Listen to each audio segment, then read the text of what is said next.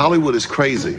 At first they had the Mexican with Brad Pitt, and now they've got The Last Samurai with Tom Cruise. American Idol, it's so English, it's so brilliant, American Idol. American Idol is the Apollo with white judges. Keep this real. The relationship became fragile. Okay. Because Paul Mooney had Richard's son by that time. Richard Pryor and Paul Mooney were once best friends. But something happened that made Pryor very angry. He was so mad that he wanted to hurt Mooney by putting a hit on him. Paul Mooney violated Richard's young son, Richard Jr. This betrayal made Richard so angry that he wanted Paul Mooney dead. Richard didn't want him on the planet no more. He shared it with me, and he said he wanted somebody killed. And Richard, that wasn't his conversation, so I just attribute that he must be high right now. Word on the street is that Richard even offered $1 million to have it done. Let's dig deeper into the story. I was born a comedian. The good ones, it's innate. The good ones are born. Paul Mooney was born in Shreveport, Louisiana in 1941. When he was 7 years old, his family moved to Oakland, California. His parents were George Gladney and Lavoya Ely, but he was mostly raised by his grandmother, Aimee Ely. She was known in the family as Mama. His father gave him the nickname Mooney after an actor named Paul Mooney, who was famous in the 1930s. My grandmother raised me, and I think like an old lady from Louisiana. No drugs, no cigarettes. As a young man, Mooney became a ringmaster for the Gotti Charles Circus. While working in the circus, he loved telling jokes and writing comedy. White folks didn't even know God before 9/11. This skill helped him get his first real job as a comedy writer. He started working for Richard Pryor, one of the greatest comedians of all time.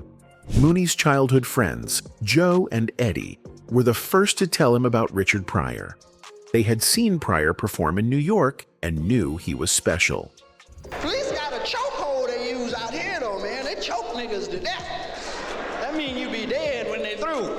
Right? Did you know that? Mooney played a big role in Pryor's success. He wrote jokes for Pryor's stand-up routines and helped him with his comedy albums. He was one of the writers for Pryor's 1975 appearance on Saturday Night Live. He also helped write Pryor's comedy albums Is It Something I Said?, Bicentennial Nigger, and Live on the Sunset Strip. In 1986, Mooney co-wrote the screenplay for JoJo Dancer, Your Life is Calling, a movie about Pryor's life. Mooney was also the head writer for The Richard Pryor Show. This show helped many new comedians get their first big break. Robin Williams, Sandra Bernhard, Marsha Warfield, John Witherspoon, and Tim Reed all got their start on the show. Mooney had a great eye for talent and knew how to bring out the best in people. For years, people talked about Paul's sexuality.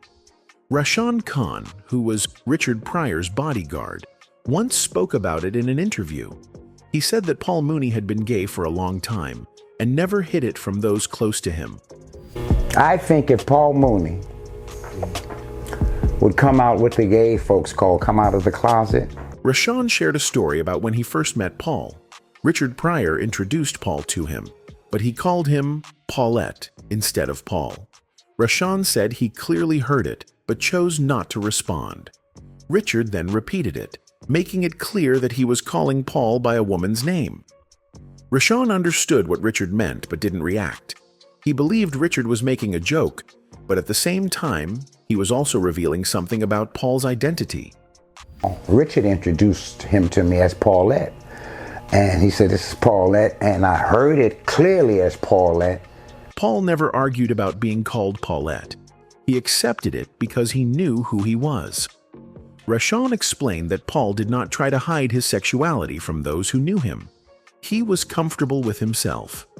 However, in public, Paul never openly talked about being gay.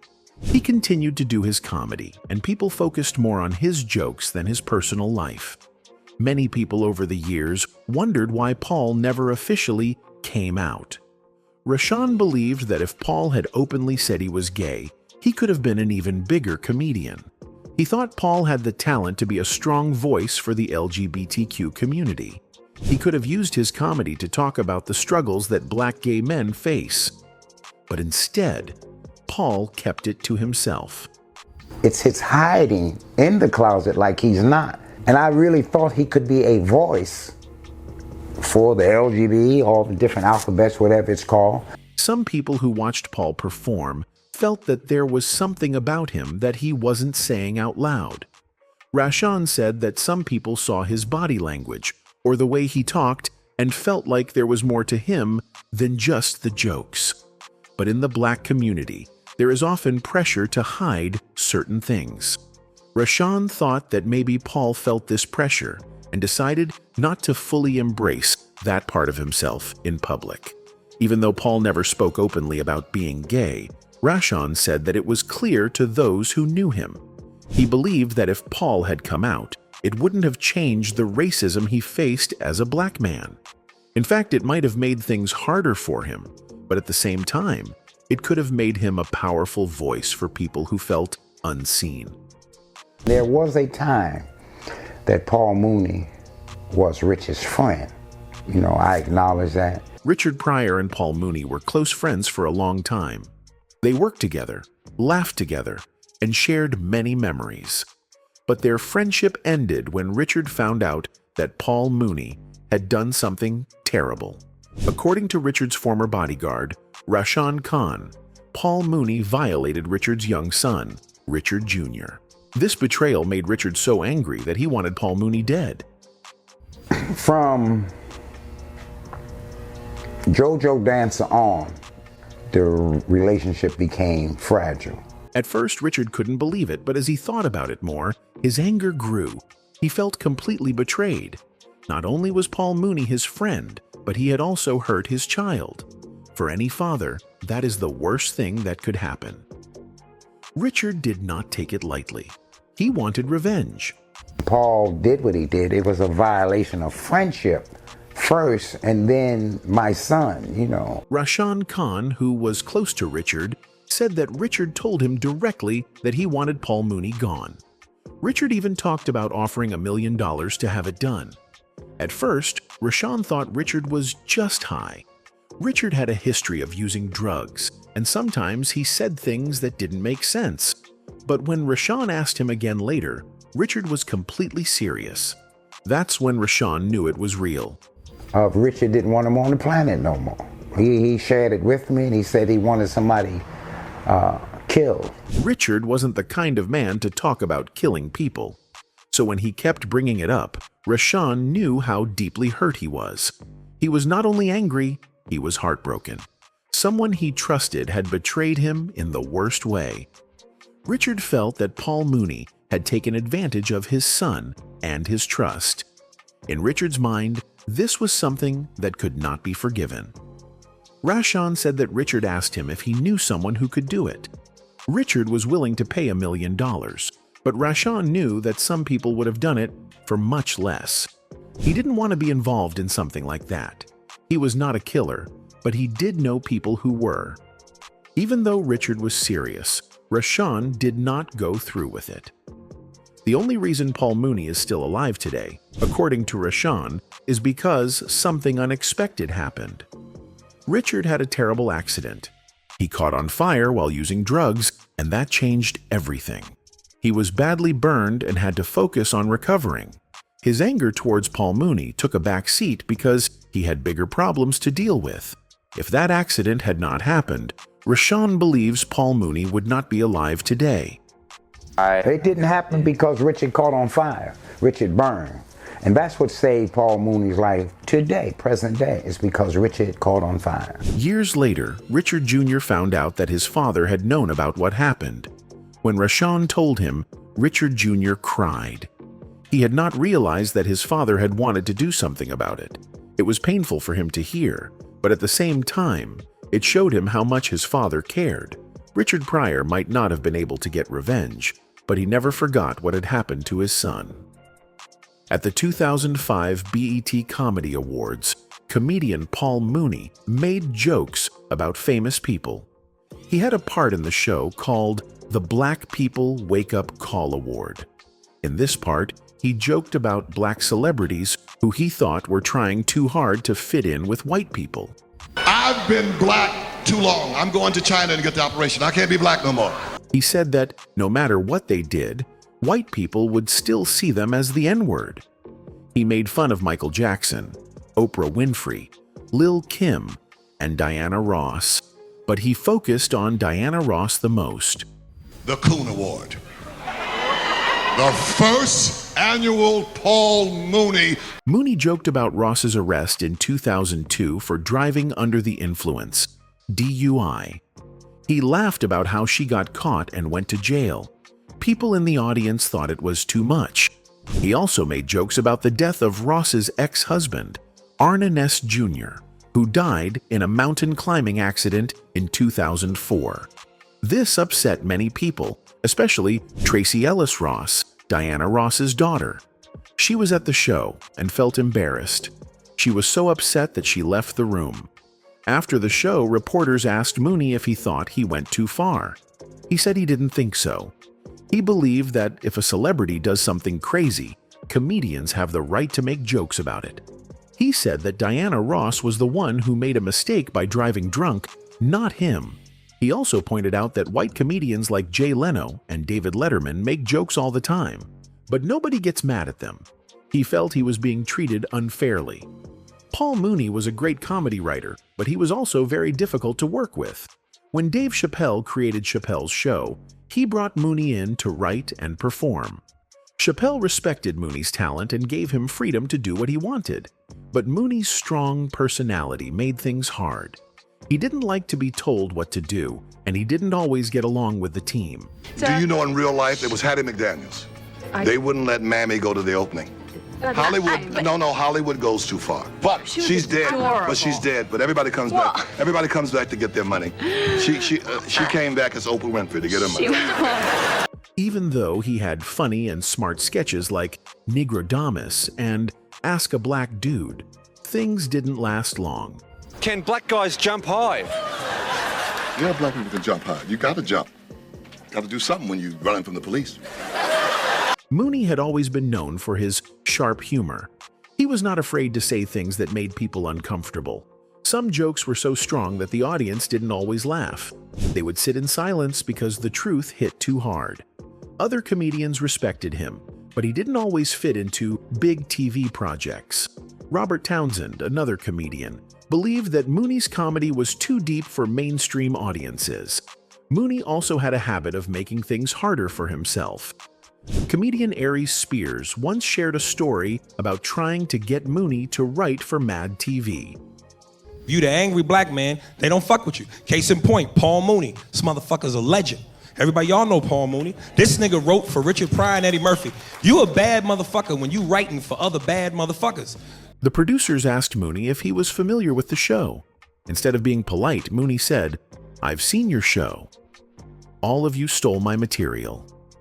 This kind of attitude made it hard for him to work in Hollywood. Paul will go into the fucking meeting and shoot himself in the foot. As soon as he walked in, the producers was like, Paul, Aries recommends you highly. Even after Chappelle's show, Mooney struggled to keep a steady career. He had a show called Judge Mooney on BET, but it ended after 7 episodes. Neil Brennan, one of the writers of Chappelle's show, said Mooney was too difficult to work with. In Hollywood, people want teamwork. But Mooney didn't like to play by the rules, and that kept him from going further in the industry. Besides writing, Mooney also acted. He wrote for TV shows like Sanford and Sun and Good Times, which were very popular in the 1970s. He also appeared in movies like Which Way Is Up, Bustin' Loose, and Hollywood Shuffle. In the Buddy Holly story, he played singer Sam Cooke. Mooney was not just a writer. He could perform too. Mooney worked as a writer for the first season of In Living Color, a comedy show on Fox. His ideas helped create one of the show's most famous characters, Homie D. Clown, played by Damon Wayans. Years later, Mooney played Wayans' father in the movie Bamboozled, which was directed by Spike Lee. Getting on my nerves because you know what? I went back on Oprah. I've been following her up. That fat skinny. I don't like her. Paul surprised everyone during his stand-up performance on the Arsenio Hall show. Mooney is known for his jokes about race. Who remembers besides me? Barbara went, Oprah, have you ever wanted to be white? And even if this was true, this bitch is alive. But this time, his routine took a strange turn that left the audience in shock. According to TMZ, Mooney's set went on for more than 14 minutes. He talked about different topics, including the TV miniseries Roots, former President Barack Obama, and even made comments about an audience member's body. But things got really uncomfortable when he focused on one black audience member and called him a bald-headed N. Instead of laughter, the room fell silent. People didn't know how to react. It wasn't the kind of joke they expected, and it seemed like Mooney had lost control of the moment. The situation got worse when producers tried to stop Mooney, but he ignored them. They even tried to cut off his microphone, but he kept going. It got to a point where a staff member had to walk on stage and tell him to stop. Even Arsenio Hall, the host of the show, had to step in to bring the segment to a respectful end. One audience member later tweeted about the moment, calling it the most embarrassing stand-up bombing they had ever seen. Thankfully, the show was not live. The producers were able to edit Mooney's performance before it aired on TV. Even though the final version was shorter, viewers could still see that something was off about Mooney's behavior. Many people were confused because Mooney had previously said that he would stop using the N-word in his comedy. But during this performance, he did the exact opposite, which made the moment even stranger. Mooney has always been known for pushing boundaries in comedy. He has never been afraid to talk about race and has used humor to highlight racial issues. His sharp wit and fearless style have made him one of the most respected comedy writers in history. He wrote jokes for Richard Pryor, Red Fox, and TV shows like In Living Color and Good Times. His influence in comedy is undeniable, and many comedians today have been inspired by his work. No one knows exactly what was going on with Mooney that night. Some people think he was just having an off night, while others wonder if there was something deeper happening. Whatever the case, fans of comedy hope that he was okay. Mooney has made huge contributions to comedy, and moments like this don't erase his legacy. But it was definitely a night that left everyone speechless. Stop saying Paul Mooney, a famous comedian, decided to stop using the N-word after an incident involving Michael Richards. Richards, known for playing Kramer on Seinfeld, got in trouble for saying racist words during a comedy show. Mooney said this event made him think deeply. He joked that Richards was like his Dr. Phil because he helped him realize he should stop using the word. Mooney believed the N-word was harmful and wanted people to stop saying it. He also decided to stop using the B-word. He wanted everyone in the world to stop using these words because he felt they were negative and disrespectful. It's too bad. I say nigger 100 times every morning. It makes my teeth white. Nigger, nigger, nigger, nigger, nigger, nigger, nigger, nigger, nigger. A few days later, Mooney spoke again about the issue on a radio show. He said he was serious about stopping the use of the word. He even planned to hold a meeting to discuss it with others. Mooney also announced that he would perform his first comedy show without using the N-word. He wanted to prove that comedy could still be funny without using that word. On the night of his show, he performed for almost an hour without saying the word. But when talking about O.J. Simpson, he accidentally used it. Right away, he realized his mistake. He put his hands over his face and left the stage for a moment. When he returned, he laughed and admitted that people would probably talk about it online. Later, he stayed true to his promise and kept the word out of his performances. He even made a joke saying that instead of the N-word, people should say, "What's up, my Michael Richards?" Mooney joined a meeting with Jesse Jackson, Reverend Al Sharpton, and Michael Richards. At the meeting, he forgave Richards and moved forward. Comedian Paul Mooney has passed away, his rep confirmed to NBC News. He died at the age of 79 at his Oakland, California home. Sadly, Paul passed away on May 19th at his home in Oakland, California. His publicist confirmed that he died of a heart attack. Fans around the world were heartbroken by the news. A message on his Twitter account thanked his supporters, saying, "Thank you all from the bottom of our hearts. You're all the best. Mooney World, the godfather of comedy. One moon, many stars. This message showed how much love and respect people had for him. An outpouring of love and memories took over social media as stars reacted to the sad news. Many people also remember Paul Mooney from the Chappelle show. He played a character named Negrodamus, a black version of the famous philosopher Nostradamus. His jokes were deep and thought-provoking. He once said, "If you have money and fame, but you don't have confidence in your blackness, then it's all for nothing." He believed that self-respect was more important than money or fame. His stand-up special, Paul Mooney, the godfather of comedy, was a fan favorite. American Idol. It's so English. It's so brilliant. American Idol. His comedy was not just about making people laugh. It was about making people think. I mean, Hollywood is crazy. At first they had the Mexican with Brad Pitt, and now they've got The Last Samurai with Tom Cruise. Paul Mooney had been in poor health for a few years before he passed away. In 2019, he had to cancel some stand-up shows due to health problems. A sign outside a theater in Atlanta, Georgia, announced that Mooney would not be performing because of his health. His sons, Daryl and Dwayne, confirmed that their father was struggling both physically and mentally. In an interview, they said he was not the same as before. He was slower, and his sharp mind was not as quick as it used to be. They made it clear that their father was not avoiding the public.